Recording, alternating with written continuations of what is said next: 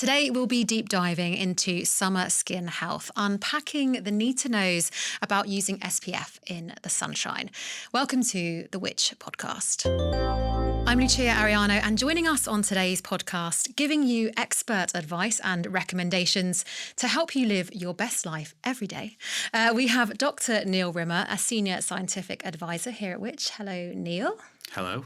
And Dr. Justine Kluk, a consultant dermatologist based in London. Hello, Justine. Hi, thanks for having me. Well, thank you both so much for joining us today. I'm actually really excited for this show. And we've already started chatting off air. I suppose I just wanted to start by asking you, Justine, there's so much out there. It's a bit of a minefield. Is it as complicated, getting your skincare routine or what to use right?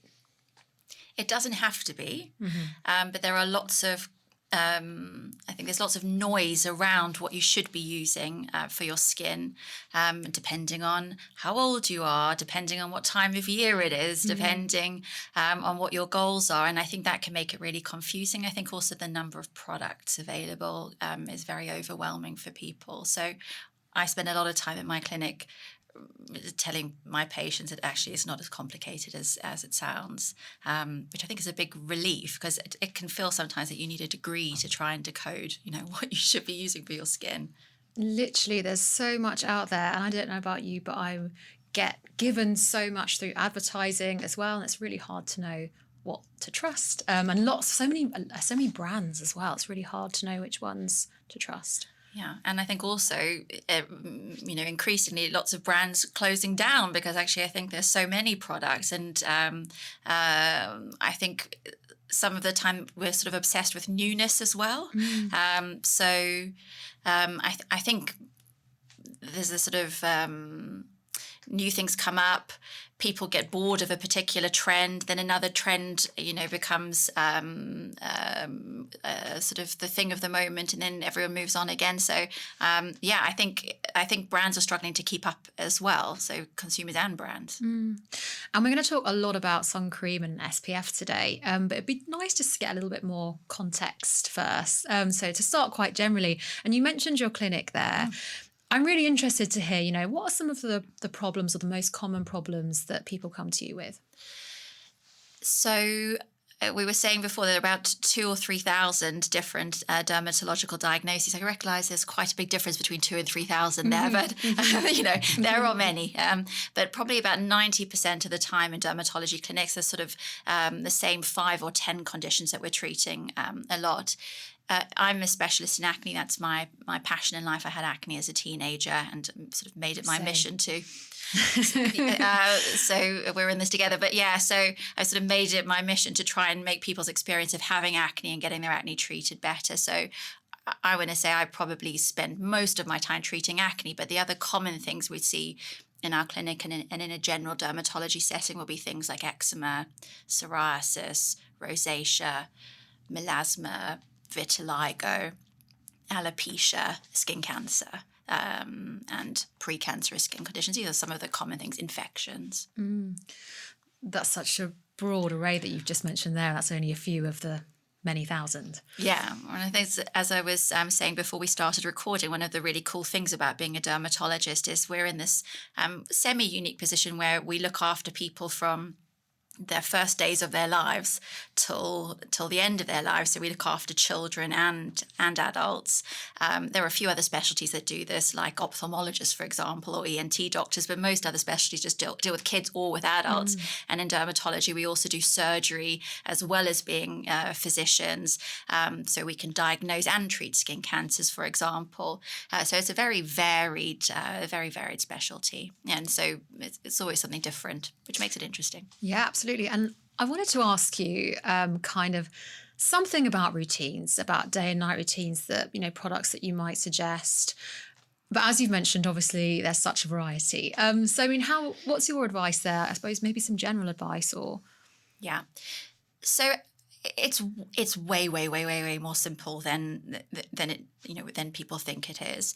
I think there are some sort of ground rules or basics. I sort of call them the necessaries that everyone should have, and there are a lot of the stuff that confuses people are what we'll call the nice to haves. Okay, so the necessaries will be something to wash your body with. And something to wash your face with. They may be the same product for some people. If you're my husband, you'll just use shampoo for your washing your face, washing your hair, washing your body. That's one product. I don't recommend that. You do see some of those kind of all-in-ones. Yeah, exactly. That's a sort of extreme side. But no, I would say you'd have one product for washing your body. Let's say you'd have a product for washing your face. For me, that's normally like a nice gentle cleanser. I would recommend it sort of suits most people, like milky or gel cleanser. A moisturizer. A lot of us now have heard the term skin barrier and this idea of looking after your skin barrier. So your skin is keeping moisture in so you don't sort of desiccate like a coconut, but also it's keeping things in the environment out that we want to protect ourselves against, like infections and allergens and UV rays, which I'm sure we'll come on to. And so we have to look after our skin barrier, and moisturizer is one of those things because it calms the immune system in the skin and it looks after our skin microbes and keeps things balanced. So I would say moisturizer is essential. Sunscreen, and we will talk, I'm sure, about when you should use sunscreen and who needs it. But that I would say is another essential to protect our skin. Those are really the main things, that we need. We may need a moisturizer for our body. Of course, we'll need a sunscreen for our body at some times of the year as well. Everything else is a nice to have, pretty much. Serums with antioxidant, that is a nice to have if you want to slow signs of skin aging. Brightening serums, that's nice to have if you want to even out, your complexion, if you have darker patches. There are various hydrating, like a lot of these things are serums, these nice to haves. Like there are lots of hydrating serums, which is basically just a different format of having a moisturizer. No one is going to suffer if they don't have an exfoliating scrub, if they don't have a sheet mask. So those, and really, which cleanser, moisturizer or sunscreen you use kind of depends a bit on preference and a bit on, we'll say, your skin type, although I think sometimes it can be misleading if we think of skin as only being oily or only being dry or being, normal. I don't know what normal means. Most of us are a bit of a combination, and also our skin is a very reactive, dynamic organ. So what your skin is like this month might be a bit different to what it's like, in December when it's colder.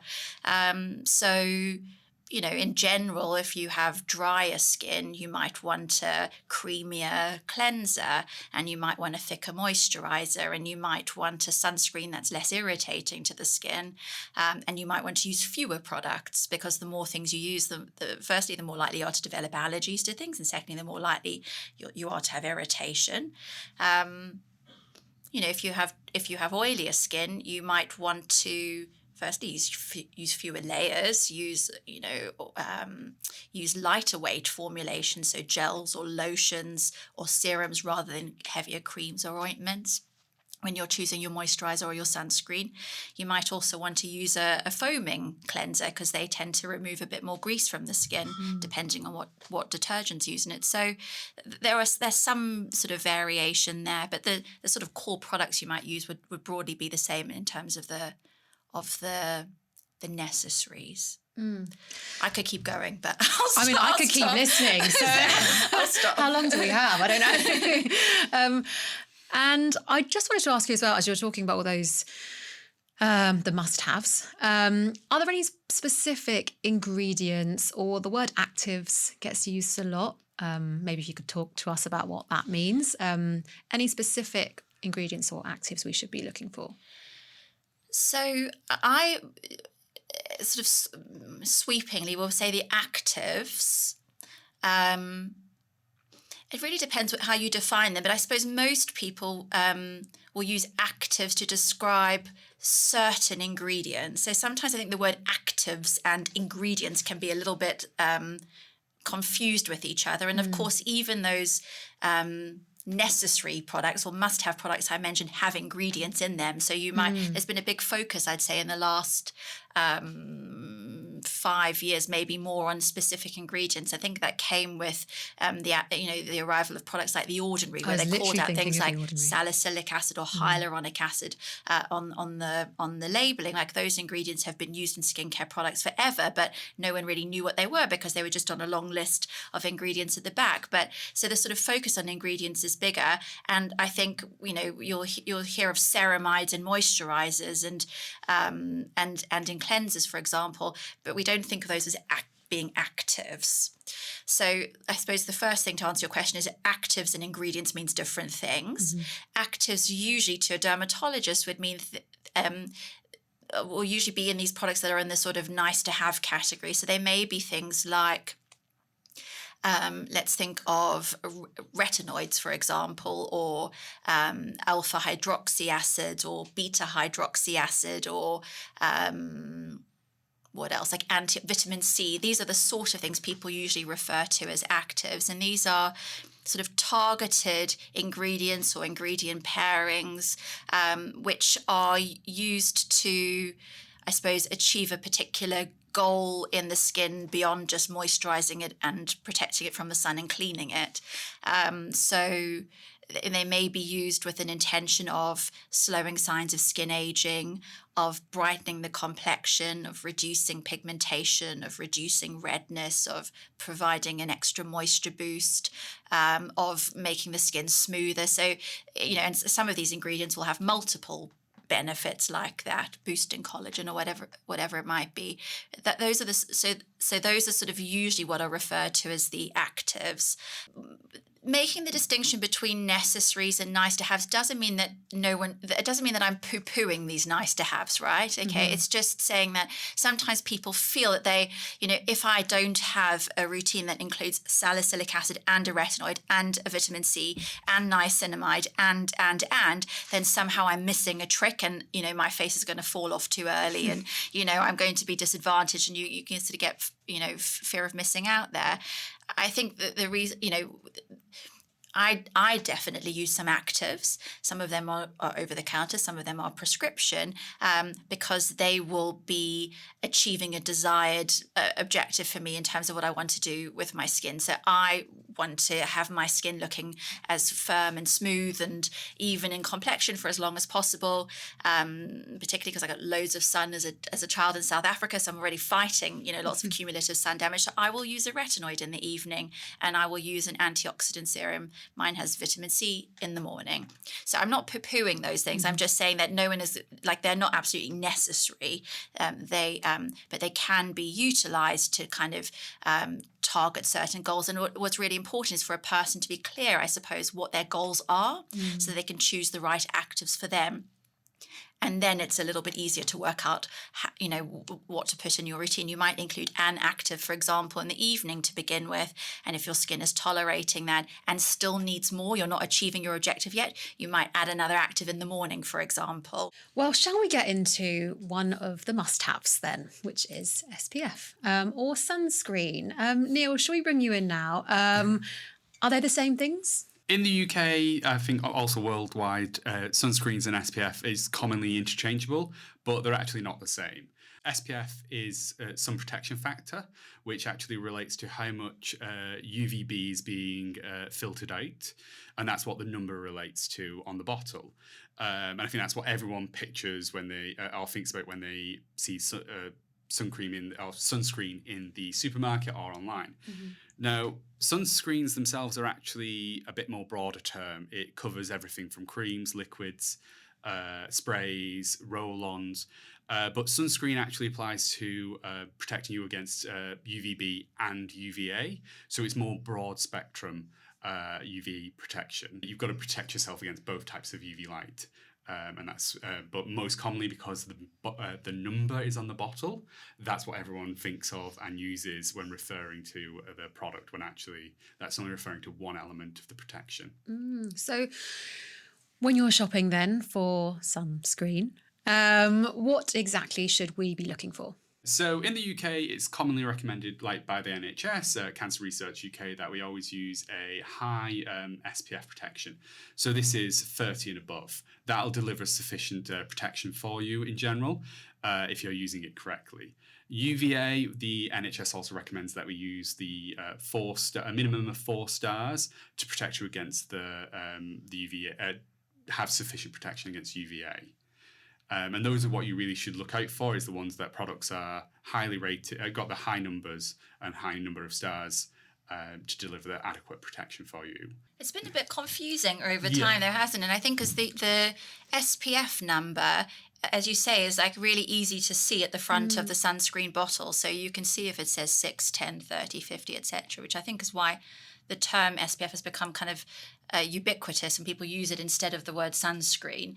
Whereas the UVA, I think, is a bit more confusing. Even as a dermatologist, when I was training, I found it a bit confusing to understand the UV rating because there are different ways that people will display the UVA rating. I hadn't understood initially that the star rating was a Boots construct that they had created to help consumers quantify the level of UVA rating.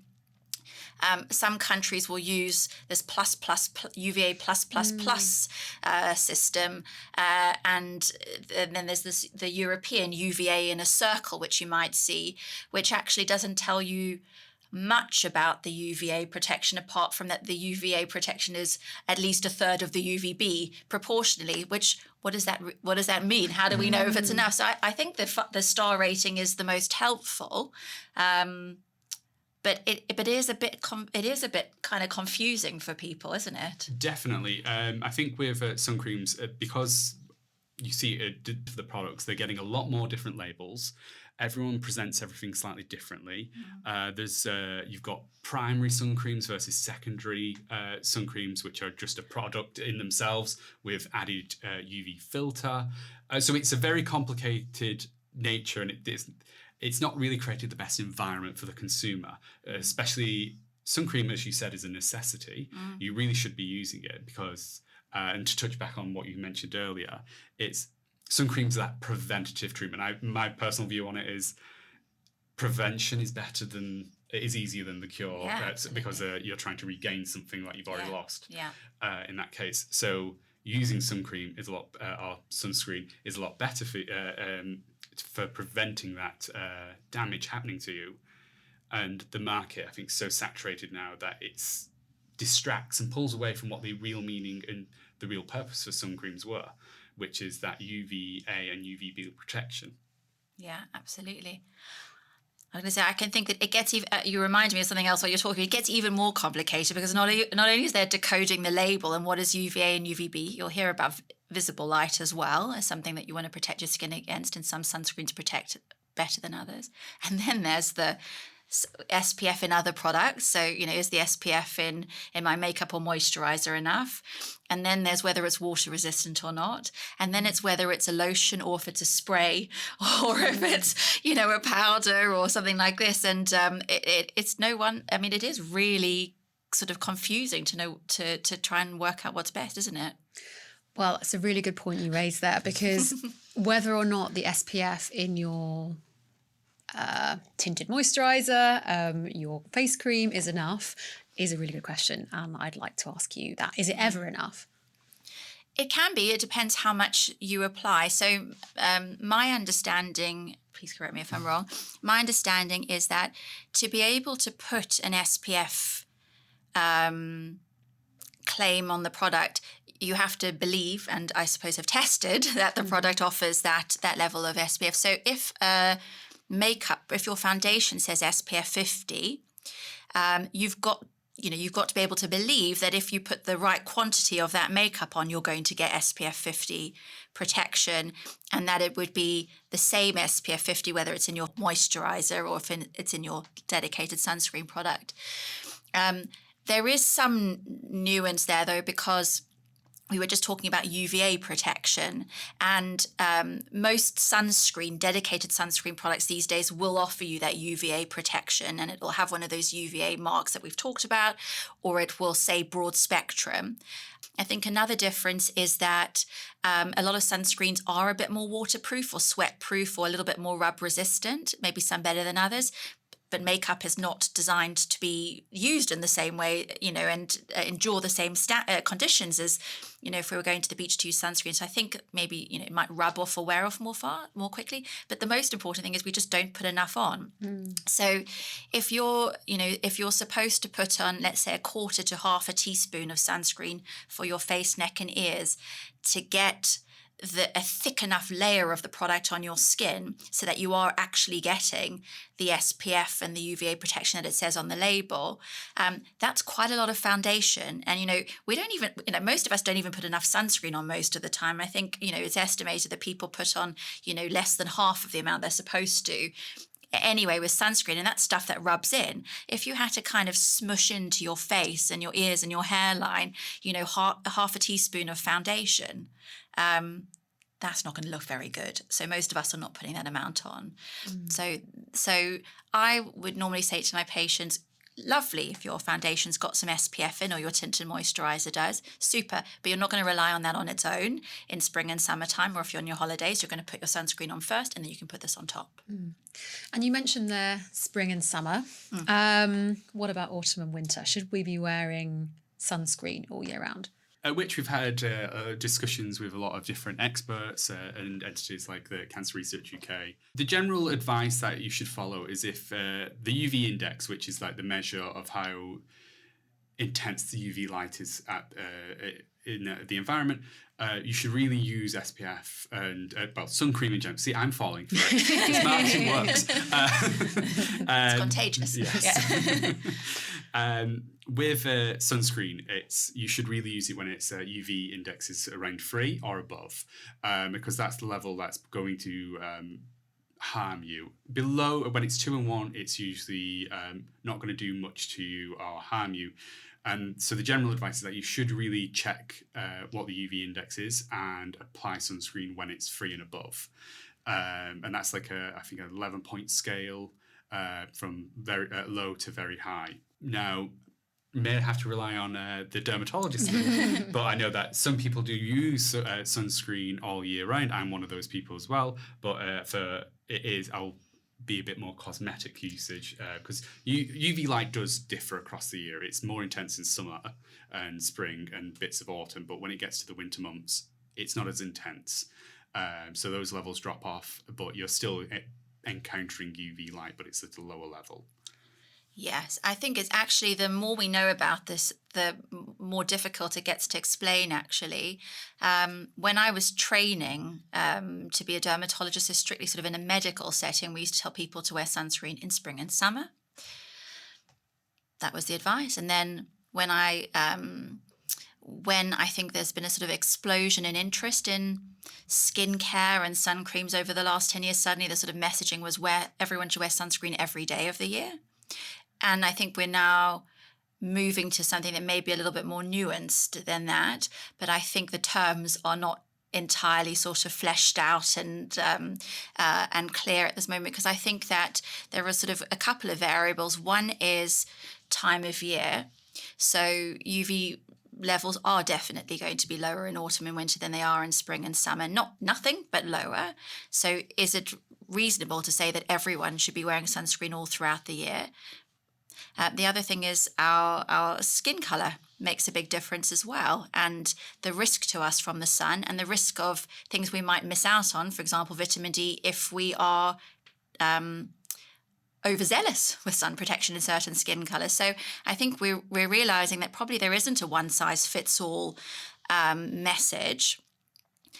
But it's really careful we have to be really careful to communicate this responsibly, because we want to make sure that the people who really will benefit from the sunscreen continue to use it, and that the people who may benefit from using it less understand when and why.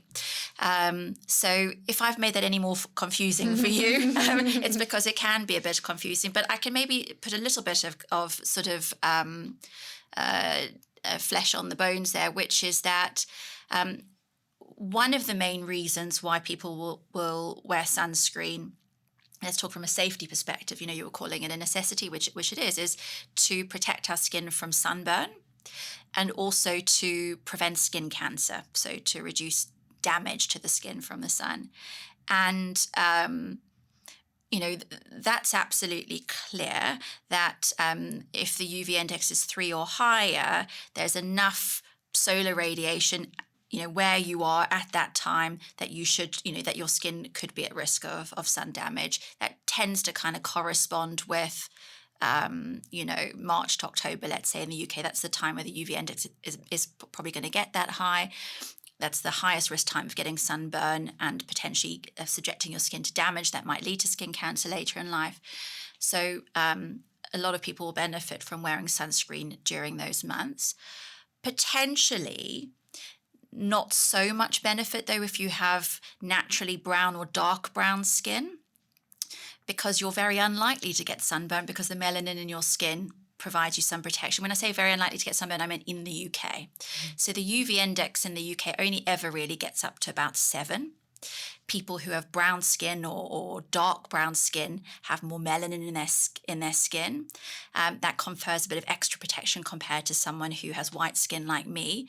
So actually, the British Association of Dermatologists says that if you have very dark skin, very dark brown skin, maybe your skin gives you up to 7 times more protection than if you have white skin. And if you have brown skin, maybe 4 times more. So actually a UV index of 7 would mean I'm very likely to burn, but someone with very dark brown skin, it's the equivalent of a UV index of 1.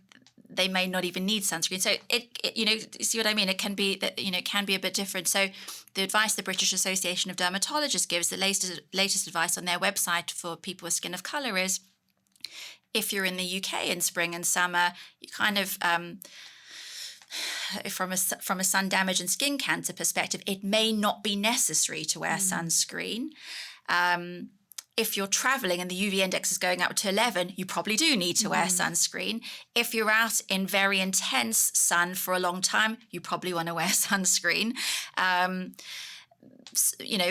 they even go so far as to saying that, if you get a sunburn in the UK, actually that's rare enough if you have very dark brown skin that maybe you have some sort of sun sensitivity condition and that needs to be investigated. So I think we really need much clearer advice on helping people to not have that decision to make on their own, like, what do I do today? If we're talking about other reasons for wearing sunscreen, like, for example, to manage pigmentation on the skin, and people who have black or brown skin are much more likely to suffer with hyperpigmentation, which is when they can get these sort of darker or deeper marks on their skin that can take a really long time to go away. They certainly would want to wear sunscreen in spring and summer because that is going to, inevitably going to get darker. So if we're sort of moving away from sunburn and skin cancer, probably people with skin of colour would want to wear sunscreen to protect their skin from pigmentation. Another reason for wearing sunscreen would be to slow the signs of skin aging. I was just about to ask you about that. And some people will say, well, actually, sun damage accumulates over the course of a person's life, and I realise that I'm unlikely to get a sunburn or skin cancer if I don't wear sunscreen in autumn and winter, but I want to keep my UV exposure as minimal as possible over time, so I might decide to wear sunscreen all throughout the year, and even in spring and summer when the UV index is lower than 3. So there are all these different layers. I think, some of the other situations where people might need to wear sunscreen, more often or more throughout the year, or have a lower threshold for wearing it, are if they have a skin condition that is aggravated by sun exposure, like rosacea, for example, or there's certain types of eczema that are aggravated by the sun. If they have a condition where their skin might burn more easily, so a condition like vitiligo, where you have these depigmented white patches on the skin. If you're someone who has a personal family history of skin cancer, or you have lots of moles, you might want to have a lower threshold for putting sunscreen on. If you have a suppressed immune system, so because you've had an organ transplant or something like this, you may be at higher risk of skin cancer regardless of your skin color. So you might also have a lower threshold for putting sunscreen on. So it's complicated. To make all of that more simple, what I tend to say in my clinic is definitely wear the sunscreen in spring and summer. And I tend to tell everyone to do that regardless of what their reasons are. And then I say, if you're really motivated to slow the signs of skin aging or you have a medical need, you might also wear sunscreen at other times of the year. It is very complicated, but super helpful to hear all this context because, it's just so hard to cut through and to really trust any of the advice you get when there's so much. Yeah. I feel a bit guilty in answering that actually because it's a really long and complex and little bit of a long-winded answer I appreciate. But actually, I hope people don't listen to this and think, oh my, it's even worse than I thought and I'm even more confused. I suppose the main message to take from it is if it's confusing for me as a dermatologist to have to try and explain it, it is a bit confusing. And I think we do need much clearer messaging for people so that they really do know which type of sunscreen is best for their particular skin type at this time of year, given any risk factors that they might have and given any goals that they might have. And the Australians have done a really good job with this, I think. I believe it was in 2023 they revised their guidelines and they have really tried to sort of create different categories to try and make sun protection advice a bit more tailored, depending on what the person's skin type is, what their risk factors are, etc. And that makes a lot more sense because we don't want to oversimplify, but on the other hand, we don't want to scare people. Okay, Neal, can we hear a quick word on our sunscreen testing? Our testing is a great way for people to cut through and know which brands they can trust or which particular products they can trust and which ones fail our test. So can you talk to us a bit about what we do? So with our testing, there are three main elements. Our application test, determining SPF, as well as determining UVA protection. Now, focusing on how the levels of SPF and UVA, we follow international and British standards, and they're done at independent laboratories. With SPF, the test requires at least 10 volunteers, and we apply a small amount of sunscreen to the back of these volunteers, and we use a lamp and shine that lamp onto the back, and we actually determine how the minimum level of UV light that is required to generate erythema, which is sunburn to everyone else, and that's where it's slight reddening, and we actually determine the minimum amount with and without sun cream, and the ratio between those two values is actually the SPF number. With UVA, we actually this involves using a spectrophotometer, which is a fancy device that detects light, essentially, and specific wavelengths. So essentially, with UVA, we shine UVA light into the spectrophotometer and measure how much UVA light is absorbed via the sun cream. And using those, and that's just a very summarized version of the two standards, and that allows us to detect, measure and quantify the SPF and the UVA. We also do application testing, which is a blind test where we get volunteers to try out the sun creams and get them to rate on a variety of different qualities, from ease of application, ease of absorption, tackiness, greasiness, odor, any visible streaks or marks that are left over by the sun cream. And in our testing, to be a Best Buy, you need to pass both the UVA and SPF requirements, as well as get 5 stars. But anything that fails to deliver on either SPF, claimed SPF, or UVA, then we label it as a don't buy. And it's quite shocking because we have, to my memory, we found don't buys every single year of testing. Yeah, so I think in the last 4 or 5 years, we've encountered 12 different products that have actually not delivered on either SPF or UVA, or even both of them on some occasions. So our testing does reveal the products that do fail and fail to deliver those minimum levels. And I should mention here that all of these reviews are available to Which members. And if you're not a member, you can sign up with 50% off your first year at which.co.uk/podcast offer.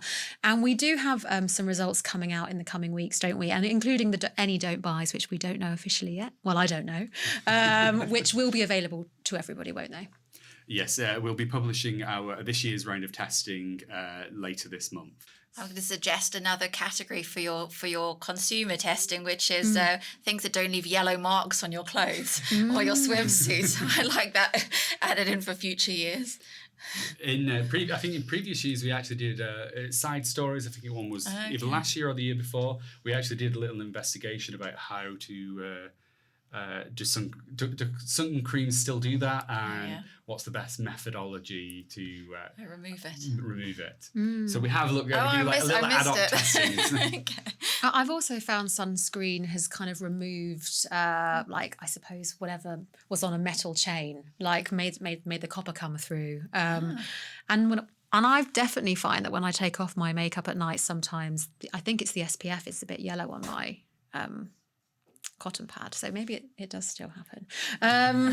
But to end, it would be really great to just hear any notes of final advice, perhaps on what to look out for in SPF, or any general advice based on what we've spoken about today. Do you want to start us off? Yeah, I can start us off. I think I'm going to give this one because as someone who has struggled with breakouts, like 90% of people in their teens and 20s, and lots of adult women who come to see me in the clinic, a lot of people will say that they don't want to wear sunscreen because they're worried it's going to give them acne or give them breakouts. So I think I will start there to say that that sunscreens are, there's so many different ones out there these days. Look for terms like non-comedogenic on the package, and that means non-pore blocking, and that may, tell you that the brand's thinking about oily or acne-prone skin. So everyone, can wear sunscreen even if they have acne. So that's a sort of, one of the most common questions I get asked. Yeah, I think that's mine. I'm pleased you touched on that because I did want to ask you that, but we're running out of time. And Neal, is there anything you'd like to leave us with?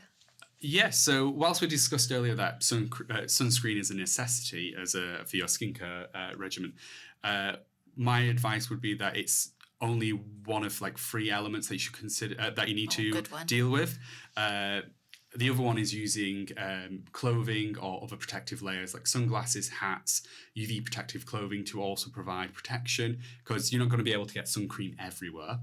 You don't want it everywhere, but you're going to need that protection. So there are other elements other methods to protect you, like clothing and so on. But finally, the other recommendation is you should try to avoid the sunlight when it's at its hottest in the middle of the day. Seek shade so that you're getting protection from multiple angles. It's not just, don't rely on one. It's a multifaceted approach that you need to deliver, to use. And just one quick mention of something I wanted to ask you earlier, but as I said, we're running out of time. And I suppose also not to miss certain areas. I know you've recently done a video for Which talking about most commonly missed places. What are some of those quickly before we leave?